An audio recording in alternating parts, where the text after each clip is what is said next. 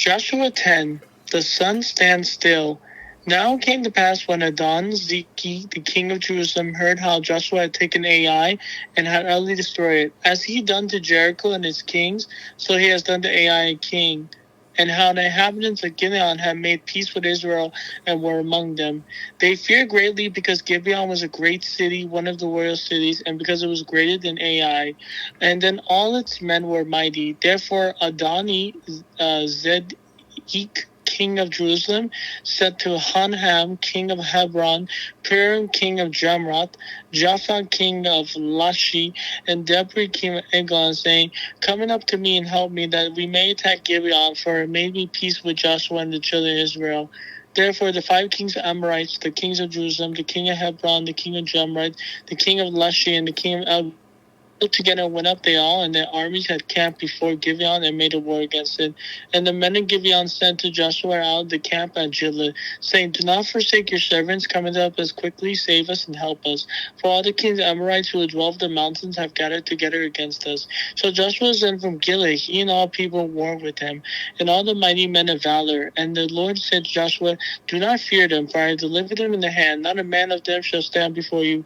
Joshua therefore came upon them suddenly, having marched all night in Gilead. So the Lord routed them before Israel, killed them with great slaughter at Gibeon, chased them along the road that goes down to Beth-horon, and struck them down as far as Zaki and Makid.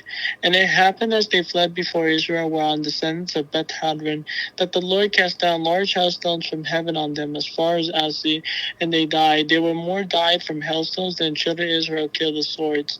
Then Joshua spoke in the Lord in the day when the Lord delivered up the Amorites before the children of Israel, and he said to the son of Israel, "Sun, stand still over Gibeon, and moon, valley Ajalon." So the sun stood still, and the moon stopped. The people had revenge upon their enemies. Is that not written in the book of Jasper? So the sun stood still in the midst of heaven, and did not hasten to go down for about a whole day.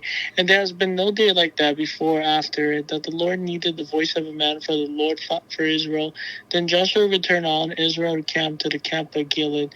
The Amorite kings executed. But these 5 kings have fled and hid themselves in the king of Matan. And it was told Joshua, saying, "The 5 kings have been found hidden in the cave." So Joshua said, "Roll large stones against the mountain cave, and set it the men to guard them. And do not stay for ourselves, but pursue your enemies, attack their rear guard, and do not allow them to enter cities. For the Lord God has delivered them at your hand." Then it happened while Joshua and Israel had made an end, slain with them with a very great slaughter till they finished, that those who escaped entered the horrifying cities, and all the people returned to camp to Joshua and Mecca in peace. So I just read right now, and I like the fact how in the beginning, in verse 2, the fact that, like, again, this kind of goes back to the old chapter, that Joshua, ever since he took the fall down at Ai, even the king of Jerusalem was scared of him.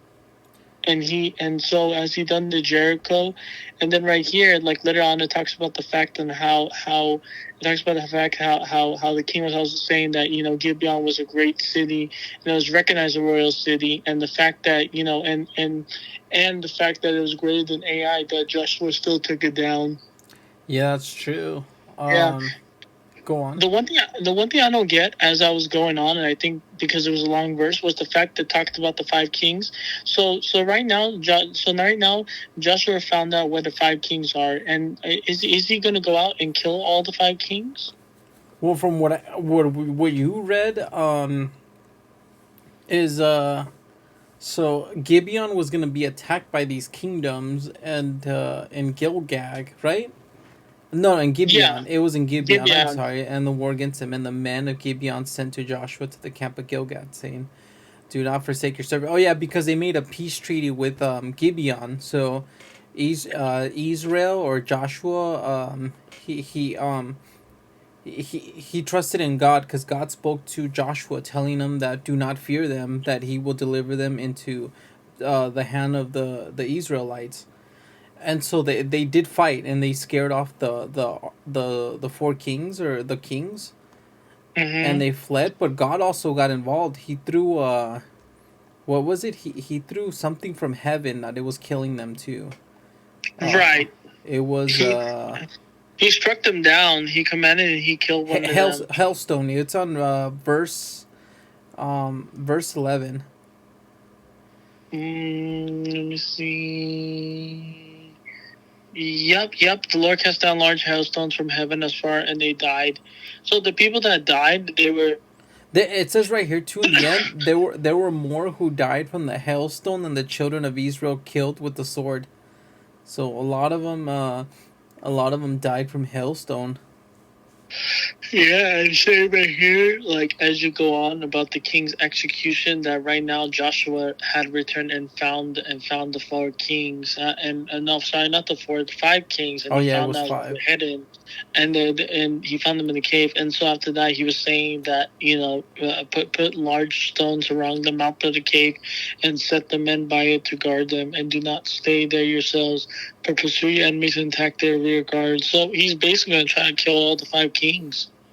Oh, I don't know because it says right here in verse 18. So Joshua said, "Roll large stones against the mouth of the cave and set men by it to guard them, and do not stay there for yourselves, but pursue your enemies and attack their rear guard.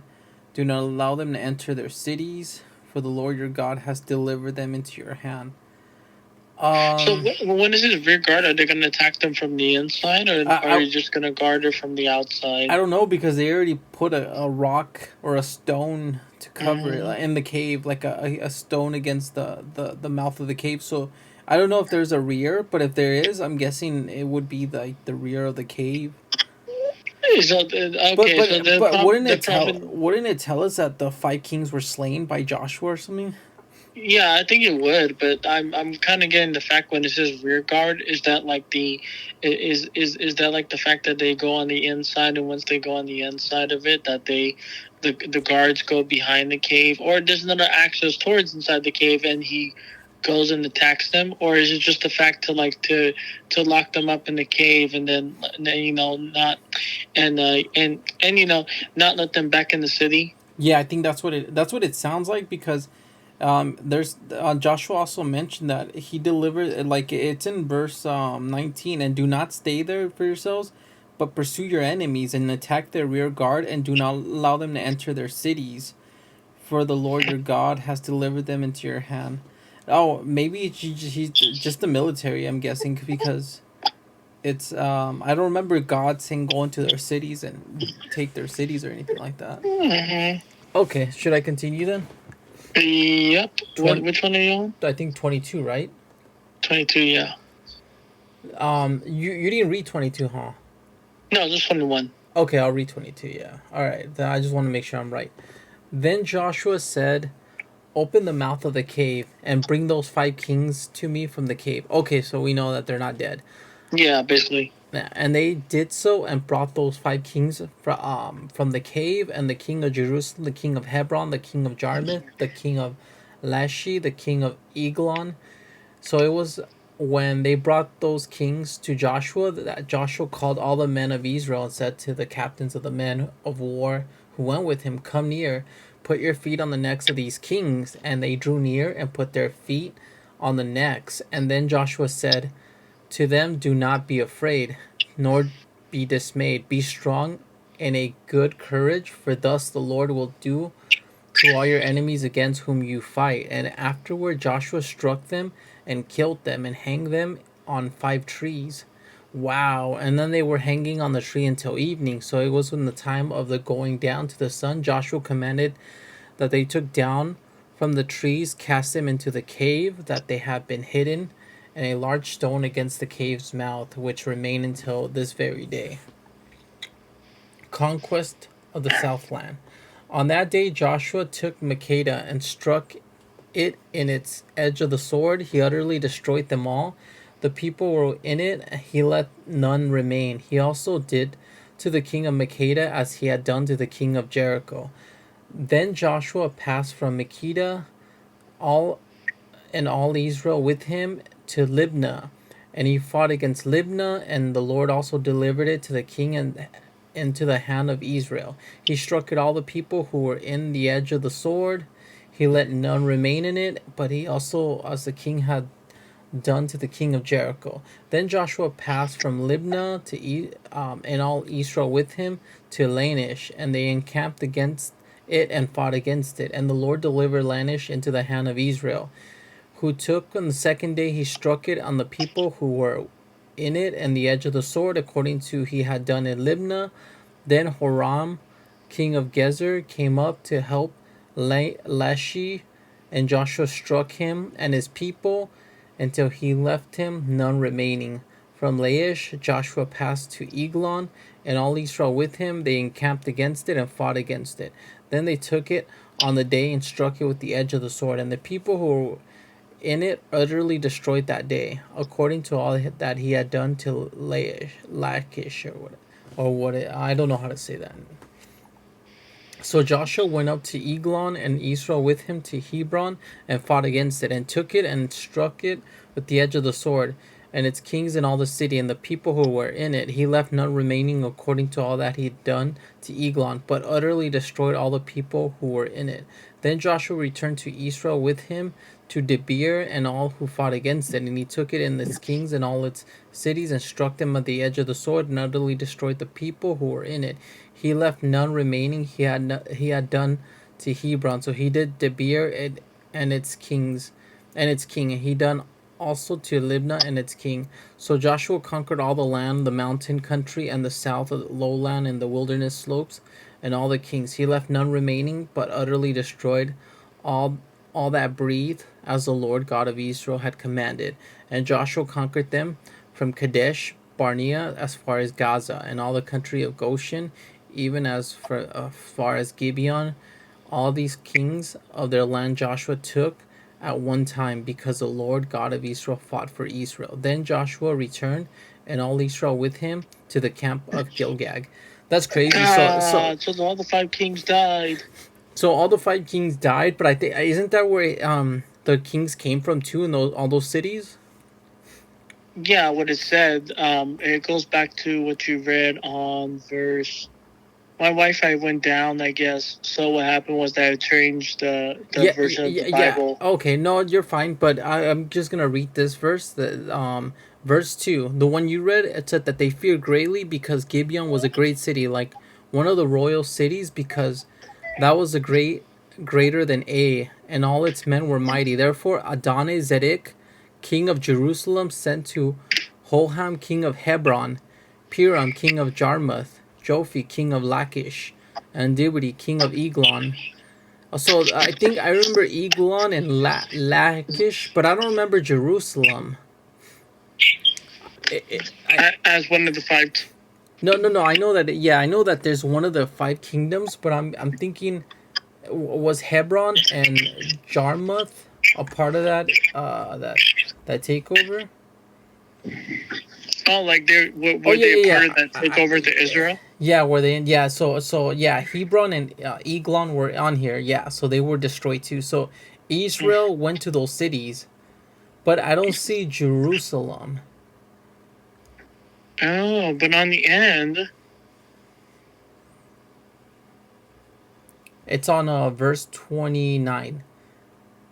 Second right now. So Joshua passed from reckoning all Israel unto him, and fought against Libnah, and Jehovah delivered also, and the king Israel had and smothered with the edge of the sword, and all the souls that were therefore left none remaining. He did unto the king.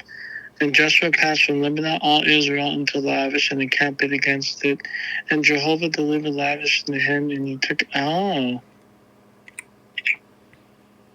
yeah, you're right. Yeah, so Jerusalem's the only one that wasn't strike down. So no, yeah. Let's go back to the verse where it talked about the kings before they died, about which king was which. Well, it's on verse. Which city?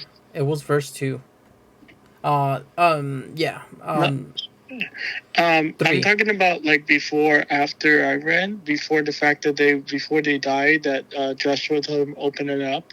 There we go. Yeah. Oh, you're talking about. There we go. Yeah, verse 22. Yeah, at the end where it says talk about brought the 5 kings, the kings of Jerusalem. Oh no, take it back. They did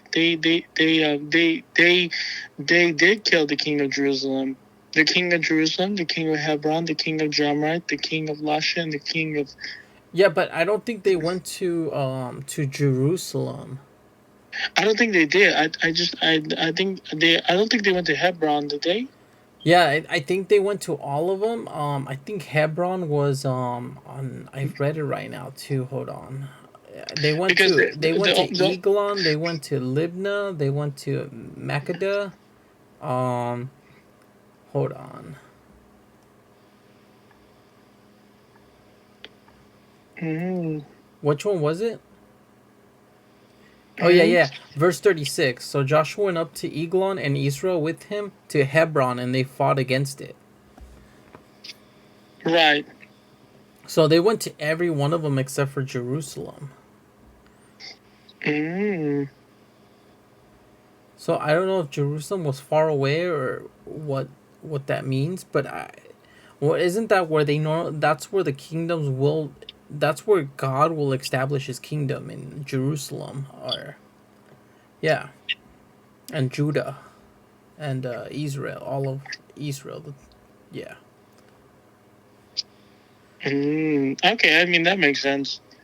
There's yeah. only one thing I can say. The fact is they haven't gone like all around the cities, but the one city I noticed that the one city that I noticed that they tried to gone to currently right now is the fact that we only know two things, right? We only know that Joshua took down the city of Gibeon, which is a real city, and took down Ai, and then after that he was known famous around the cities, and so right now in Joshua 10 was the fact that he killed all the five kings of each city. Well, I think his reputation came before that. It was Remember when they were invading Jericho? The woman said, "How can we go against your God?" Because a lot of people already knew about the God of Israel because of what they did to Egypt. Mm. So word got out, yeah, that Egypt was destroyed by the real God.